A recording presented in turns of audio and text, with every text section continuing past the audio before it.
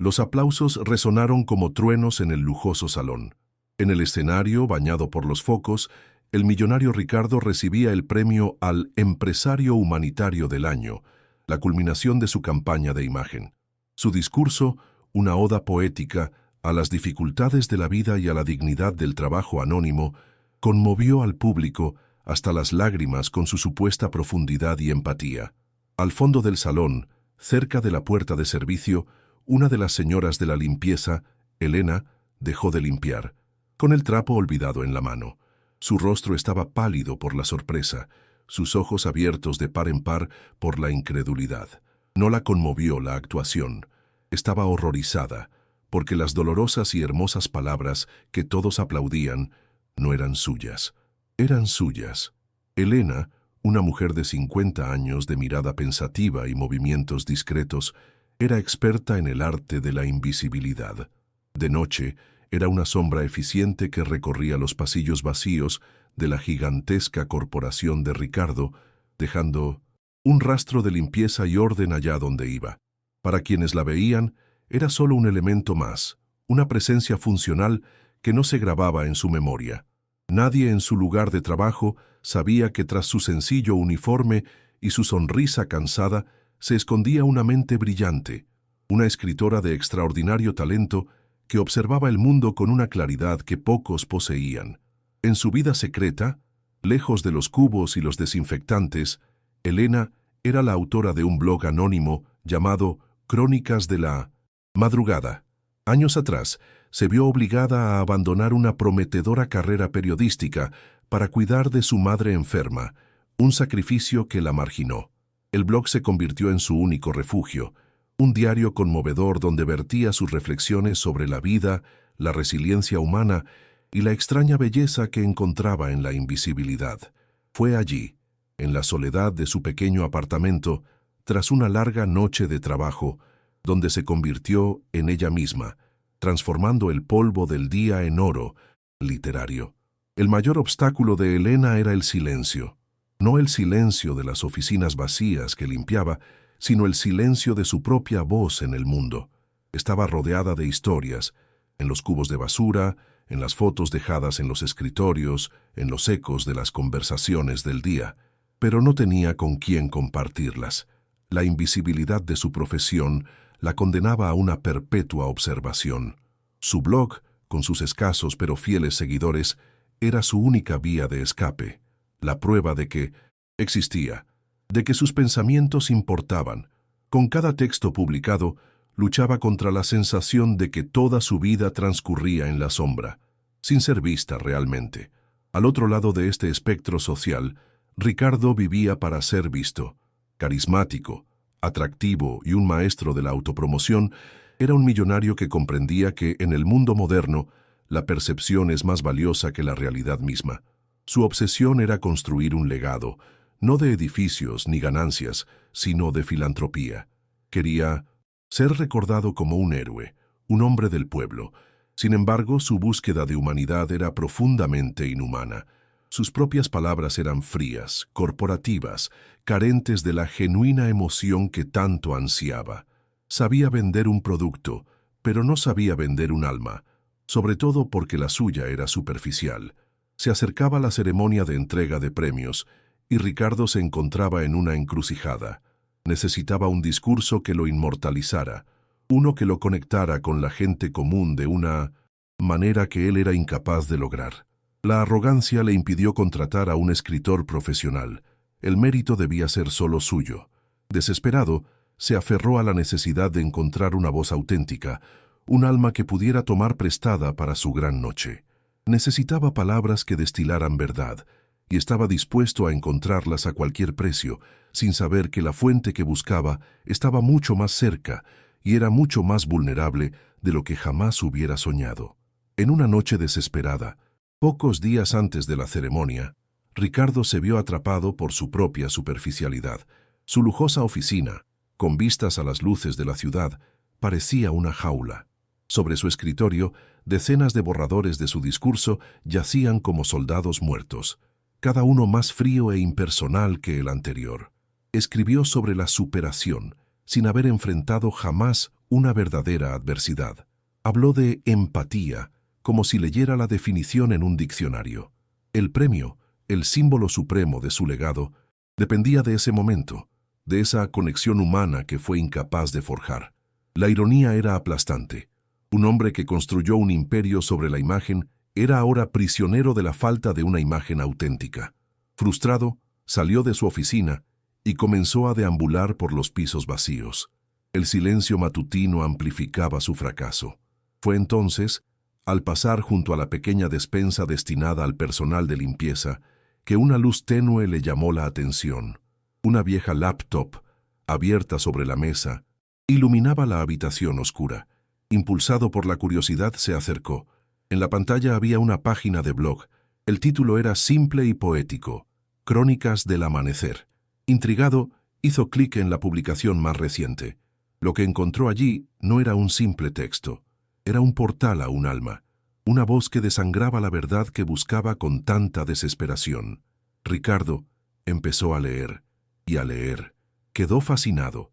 Las palabras de Elena fueron como un puñetazo en el estómago, auténticas, hermosas y forjadas en el yunque de la experiencia real. No sintió empatía por la autora, sintió la emoción de un buscador de oro que encuentra una veta de oro puro. Había emoción pura, resiliencia, dignidad en la invisibilidad, todo lo que necesitaba. Sin un ápice de escrúpulo, sin dudarlo un instante, empezó a copiar y pegar frases enteras, metáforas, las reflexiones más íntimas de Elena. No lo vio como un robo, sino como una apropiación inteligente. Simplemente estaba tomando material crudo, sin pulir, y transformándolo en una obra maestra, su obra maestra. Tras el plagio, Ricardo no sentía culpa, solo la euforia del éxito inminente. En su mente, el crimen era perfecto, protegido por el muro de la invisibilidad social. ¿Quién era el autor? Una señora de la limpieza, una figura anónima que pasaba las noches desempolvando su gloria. ¿Qué posibilidades tenía de ser descubierta? Ninguna. ¿Quién le creería? Nadie. La arrogancia lo tranquilizaba, susurrándole que no le robaba a una persona, sino a un don nadie. Se sentía invencible, seguro de que las palabras, una vez pronunciadas por su poderosa voz y en tan gran escenario, serían suyas para siempre, limpias de su humilde origen y bautizadas con el sello de su prestigio. Ricardo cree que su crimen es perfecto. ¿Crees que se saldrá con la suya o que la verdad siempre sale a la luz? Deja tu teoría en los comentarios. En los días siguientes, el contraste entre sus dos mundos se agudizó aún más. Mientras Ricardo ensayaba su discurso, frente al espejo de su baño de mármol, aprendiendo a modular la voz para simular una emoción que no sentía, Elena continuó con su rutina invisible. Limpió el suelo de su oficina, limpió la mesa donde él practicaba su farsa, completamente ajena a la violación de su alma. El drama de la situación era palpable.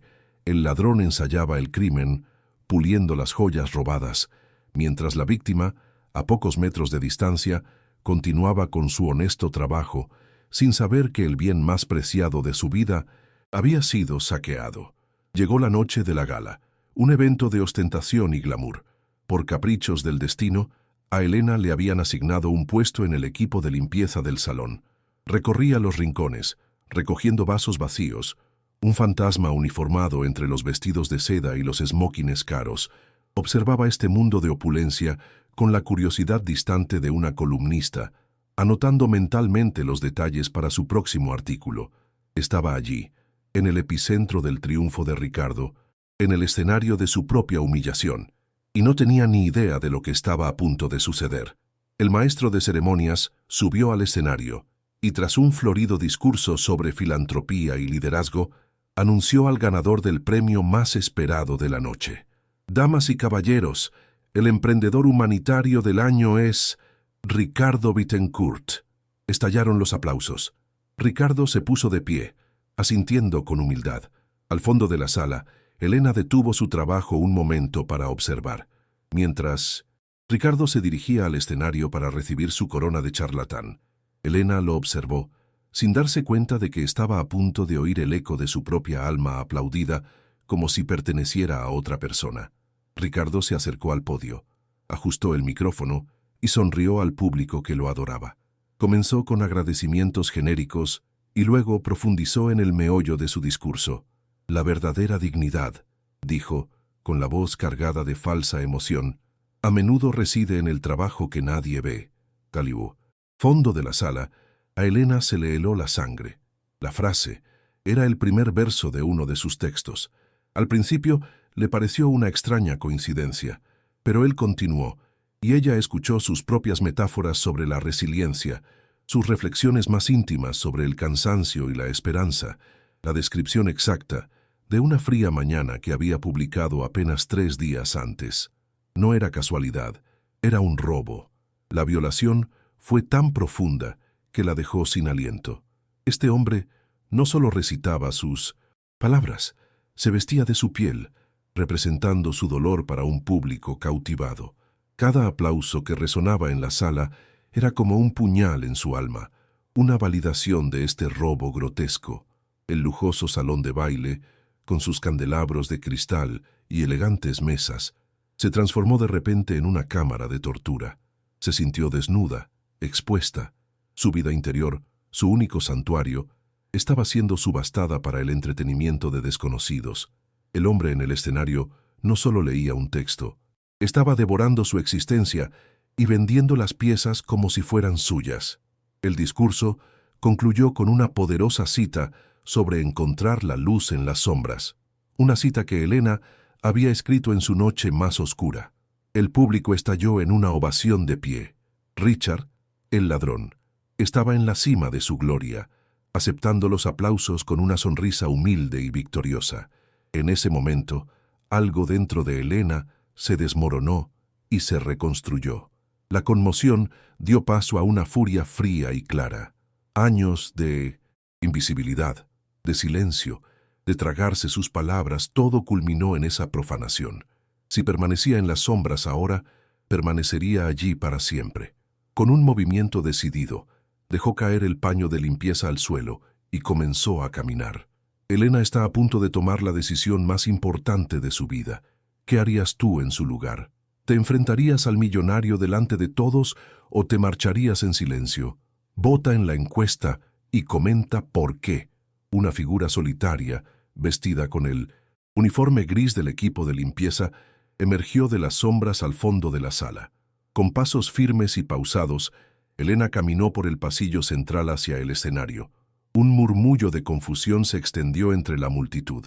Los guardias de seguridad se movieron para interceptarla, pero había una determinación en su mirada que los hizo dudar. Ricardo la vio acercarse y su sonrisa victoriosa se desvaneció, reemplazada por una máscara de pánico e incredulidad. Elena no se detuvo. Subió las escaleras del escenario, con el corazón latiéndole con fuerza. Cada paso un acto de rebelión contra toda una vida de silencio. Se detuvo junto a un Ricardo petrificado, ignorándolo por completo. Caminó hacia el micrófono vacío en el podio y lo agarró con manos temblorosas. Un repentino y pesado silencio invadió la sala. La voz de Elena, al hablar, fue clara, pero cargada por la intensidad del momento. Buenas noches, me llamo Elena, y soy la autora del discurso que acaban de aplaudir.